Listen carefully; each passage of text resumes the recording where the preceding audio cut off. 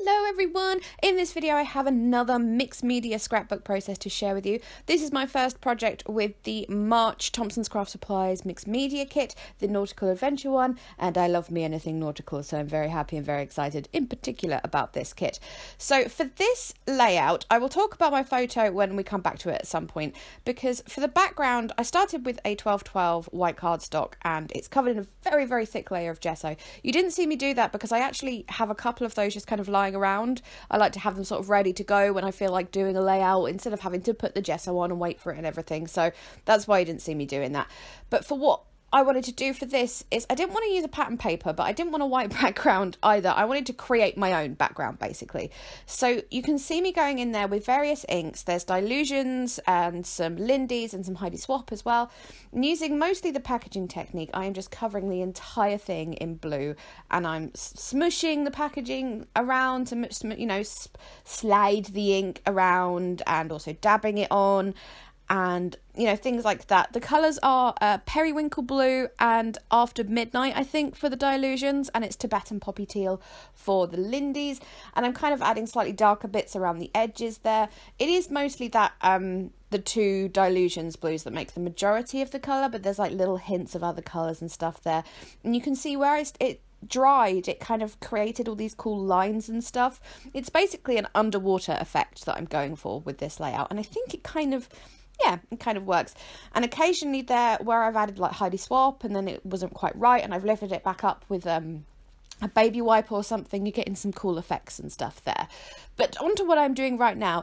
I cut this anchor out on my silhouette, but for some reason my silhouette chopped the top of its head off. I'm not sure why, but also I realised for what I wanted to do with this layout, that just that piece of cardstock of the anchor was just not going to be enough. So I decided to trace it onto some very thick card. That was, I probably cut it from a box, actually, you know, that really thick corrugated card. So yes, I traced it onto there and started to cut it out. I started with scissors, but they weren't quite cutting it. Ha ha, punny. Sorry, that was awful. So I decided to use the craft knife instead, and it was a lot easier. But just FYI, if you're going to use the craft knife to do this, people, please be careful, because they are sharp, and I don't want to feel responsible for any lost fingertips. Not that I would be responsible, just a disclaimer there, but I might feel bad if anyone did this and hurt themselves, because yes, you got to be careful, but you're all grown-ups, you all know what to do. What am I talking about? So yes, I just did that for that took quite a while actually. This whole anchor was a labour of love. You will see what I mean in a minute as we go on. But yes, once I'd cut it out with the craft knife, I also just trimmed off some of the excess bits with the scissors, so it was nice and neat. So in the Thompson's kit, there were a couple of things from the Prima St Tropez collection, which is a collection I have a lot of. So I'm including some more of my own stash of that collection in this layout, at least, probably more. And I'm just picking up loads of little scraps I have from the collection, and I'm using those to cover the anchor. So yes, just stick it on double-sided tape and then putting like layers, sort of strips of paper across there. Now, in case you were wondering, yes, it would have been easier, sorry, that's my Facebook going off, I'll just put that on mute. It would have been easier to just put the strips straight onto the card and then trace it and then cut it, but the reason I did it this way is because what I'm doing is, once I've put the strips down like that, you can see me doing it now, I'm actually folding the paper around the edges so that there's a nice neat edge to the anchor, because if you were to look at the layout, like catch a glimpse of the side or anything, you're going to get that really ugly look of the corrugated cardboard and it's going to look all messy and gross. So that's why I did it this way, so I could wrap the paper or the card or whatever you want to call it around the edges and be nice and neat. Now, halfway through doing it, I did regret that decision because this was so much effort. Honestly, just so much effort. For the front, anyways, I'll talk about the back in a minute. For the front, you can see I'm just putting on the adhesive and then putting on the layers, and I'm not, for the bits that go across, like the little pointy bottom bits of the anchor, do those have names? I do not know.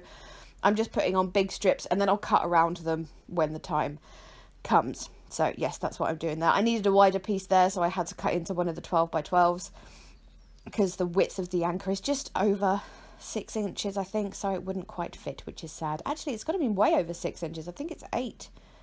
Actually, yeah, it must be. Anyways, that was just a little me thinking out loud. there. So yes, sorry for lots of the back of my head. I was concentrating very hard, and sometimes when I concentrate hard I forget that there's a camera above my head. So those are all going on there. I don't know why I've left so much of this footage in, really. To be honest, I did admittedly edit this video very late last night, so yes. Don't edit when you're tired, Grace. Just note to self. Anyways, blah, blah, blah, blah, blah.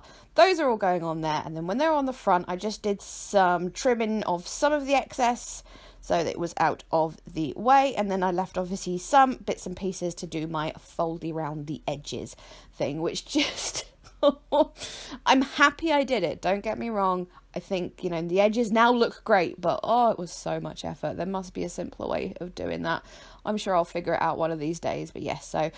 those are all just getting folded round there. Again, I've probably left too much of this footage in because, yes, don't edit late at night. Don't sleep, don't bed and edit, or something along those lines. So, yes, folding those around there. I suppose I might use this opportunity to talk about my photo, which even though you can't see it at the moment... Oh, look, I finished. Oh, it's a miracle. Okay, I'll talk about my photo in a minute, sorry. So what I am doing now is I'm just marking exactly where I want my anchor to go, and I'm using some of the texture sand paste that came in the kit to create a sandy bottom, because it's like the bottom of the sea is the kind of thing I was going for this, like the anchor stuck in the sand kind of thing. So I'm just using sand paste along all of the bottom there. Now, mildly funny story, not really funny. The design team and I were having a conversation about the sand paste and whether it was better to mix your colour, your ink or whatever in with the sand paste, or to put the sand paste on and then put colour on the top. And we all decided basically on the latter. However, for this layout, I thought it might be quite difficult to colour the top because basically a lot of little bits are going to be going into that sand paste.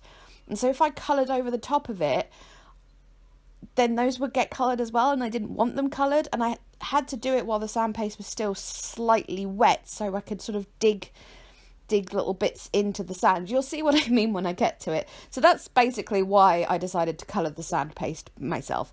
I just used some Dylusions in Pure Sunshine, I think it's called, and then a little bit of copper ink just to sort of tone the yellow down, just a smidge.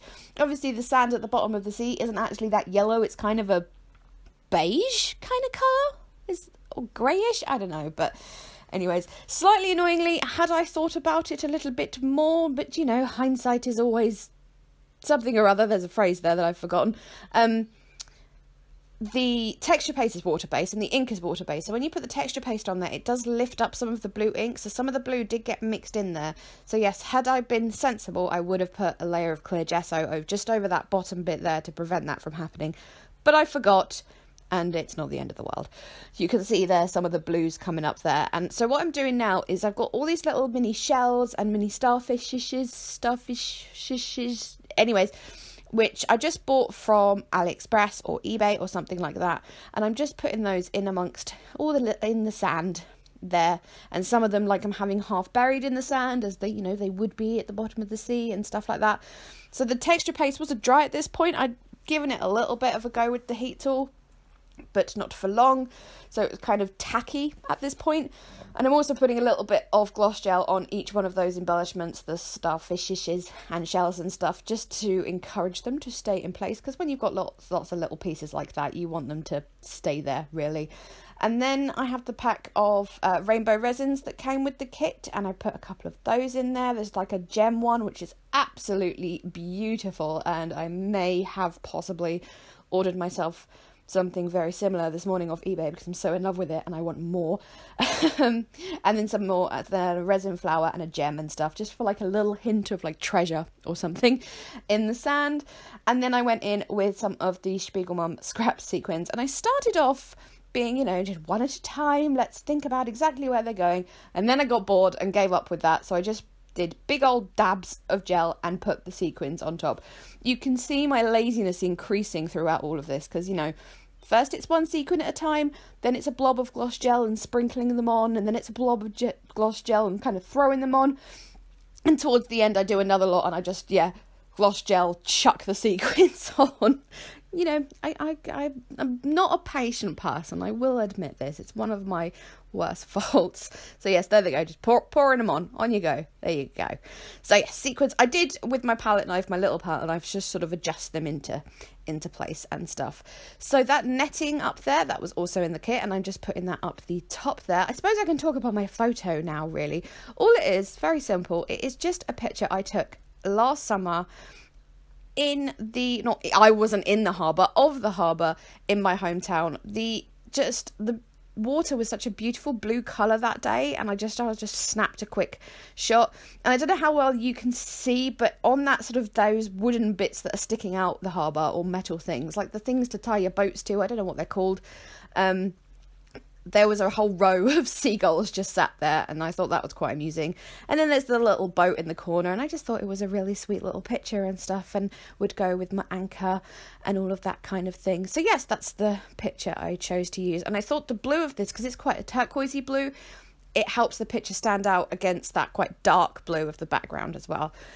So for my title, I cut out that Love Anchors the Soul from one of the Prima cutter parts, the St Tropez ones, and I'm just marking off there around the picture where I need to put foam tape so it will lie flush against the anchor kind of thing. So yes, my title, I have a reason for it and why it's to do with my hometown and stuff, but I would prefer not to get into that, you know, use your imaginations. So, but yes, it's not completely random. I know it might seem it, but it's not random. There is a reason behind it. So yes, what is going on now? I don't know. I was going to say something really important then, and it's just completely poof, gone from my brain. Goodbye. So foam on there.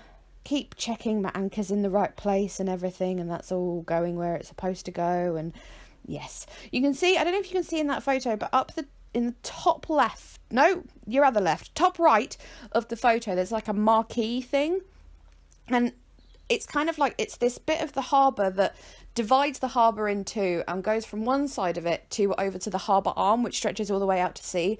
And last summer they were doing it up because it's been derelict for years and years and years, but they've now done the whole thing up and made it into a lovely walkway. So I might, when the weather gets a bit better, go down there and take a picture from the other side, from the walkway, now that people can stand on it, and yes, have another little layout that sort of like goes with it on the opposite side or something.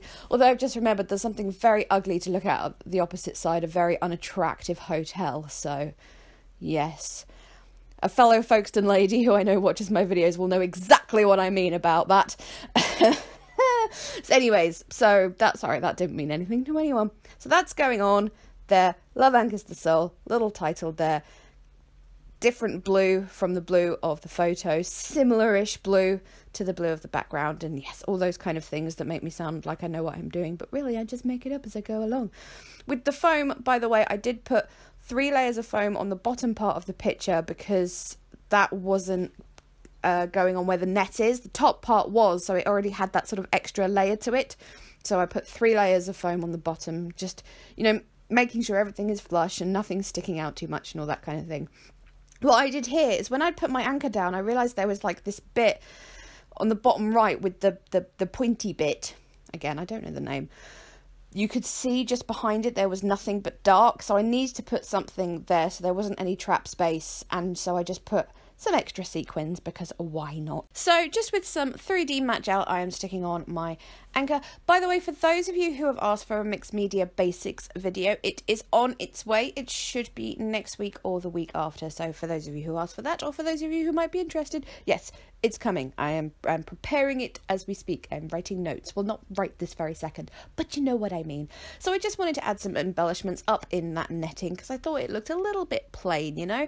So there's some Prima flowers from the kit and some of the rainbow resins from the kit, and I think I added some shells in there as well, maybe a couple of gems, just, you know, all of the pretty things. So the Prima flowers going on there.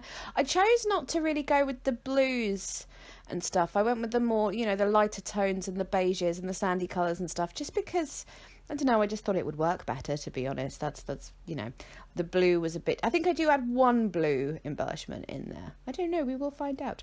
And as I said, starfish and shells and all that thing each going on with just a little dab of 3D gloss gel. I do chop and change between the gloss and the matte. The matte basically goes on anything that's not going to be risked to be seen. It does dry transparent, but it's not as pretty to look at as when the gloss dries transparent. And yes, obviously you shouldn't see any from behind the embellishments, but sometimes a little bit might squirt out the side. So yes, that's what I'm doing there. I just added a little bit more copper ink to the sand, and then that bit on the left there that I'm just doing something around there, the way I'd done the ink kind of made it look like there was something moving in the water, so I felt like I needed to put something there to excuse why the water was moving. And I thought at first maybe putting a little fishy or a crab or something, but I thought no, that's going to draw too much attention to itself. So I had these sort of little seaweed pieces from the Kaisercraft ephemera add-on, and I just put those there because I thought they worked quite well.